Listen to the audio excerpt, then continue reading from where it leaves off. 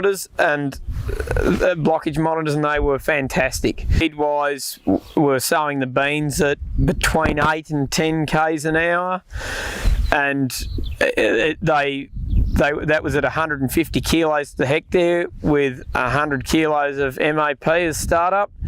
So it was putting a lot of product out, and it was apart from just these bits of pod that were getting stuck, which wasn't all that often, but it was sowing beans as a breeze, which I know for everyone with every seeder that the beans are the thing that gives, it's what gives the most trouble. So we were very, very impressed.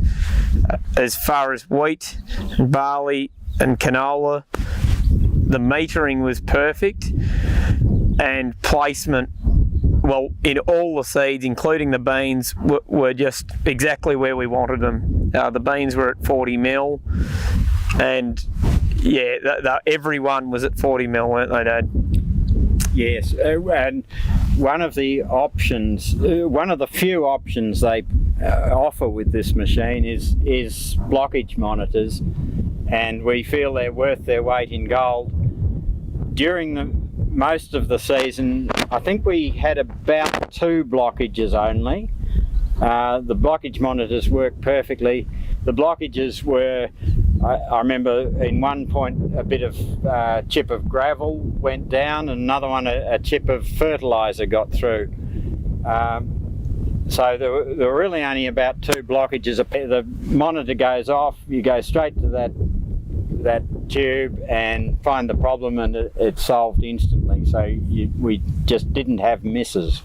I mean, the whole thing was a surprise. It was better than expected in its speed, placement of seed. One of the good things is you can back into the corners perfectly, like you are spraying, and take off. So there's the paddock is fully complete, and the lines can prime.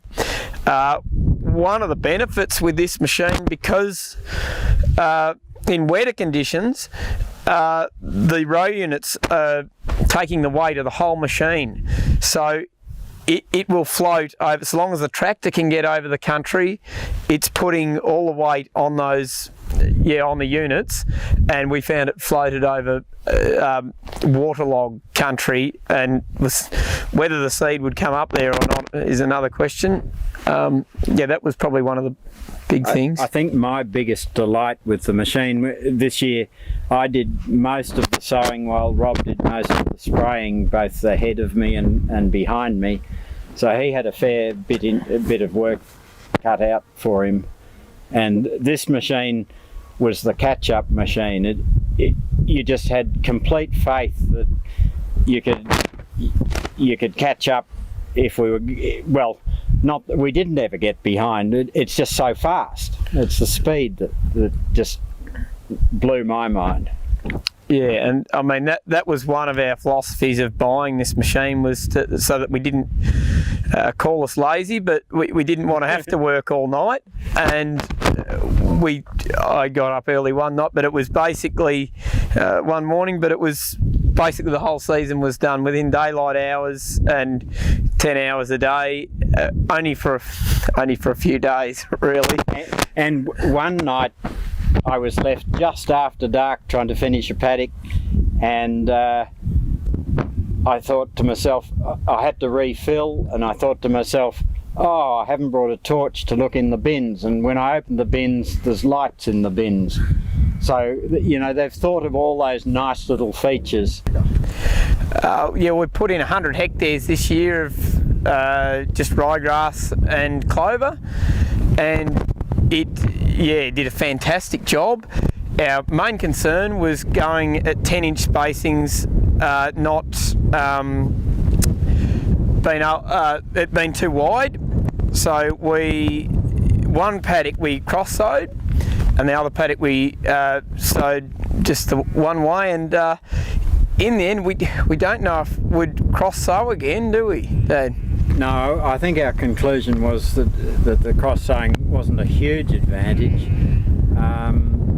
but But by the same token, it was no great drama to cross sow it, because it all happened so quickly that it really, you don't mind spending that bit of extra time doing it. In fact, you're almost looking forward to spending a little bit more time in the machine, because it's so fun to drive. We're not going to necessarily say either way whether to go tine or disc. One thing with us down here, we're in basalt country, we have got rock, we have got heavy stubble loads, and we're trying to not burn. So we've gone with the disc seeder to get through those stubble loads. Secondly, you're either trying to, with a tine, disturb the seed and incorporate your chemicals. We're trying to not disturb any of the seed and leave sleeping dogs lie to a degree. And I've had a few people ask me that question, and they say their agronomist is saying don't go with a disc machine, go with a tine machine.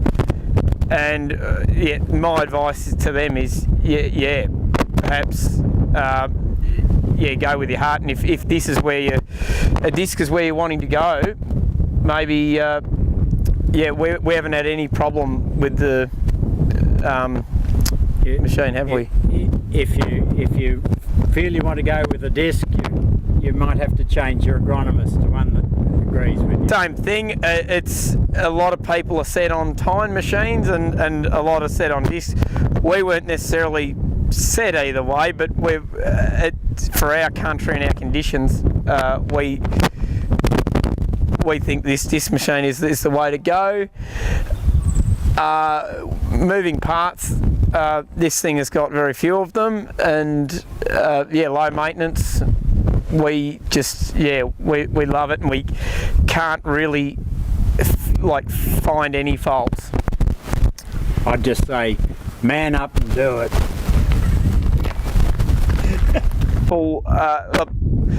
People would say everyone hates their own machine, like whether it be disc or tine. There's always a fault in whatever machine you're running. I actually asked this question to Michael Horsch himself, and I said, why everyone hates their own machine, why will I hate this seeder? And he said, well you won't. And I'd agree with him. It is fantastic. Exactly the same as any tug-along sprayer. It is very good for our tight roads, and we've got trees down our roads and a river to have to cross, and getting across the bridge, it's a very neat machine, and for backing into the sheds or anything. And Rob even lets me drive it.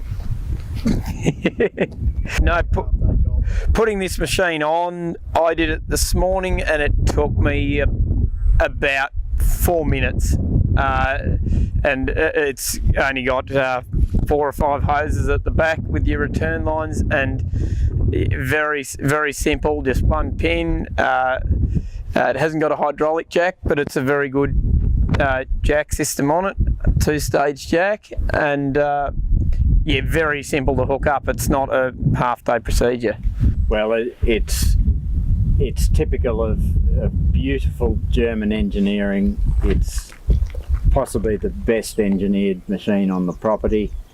We've had absolutely no breakages, and it's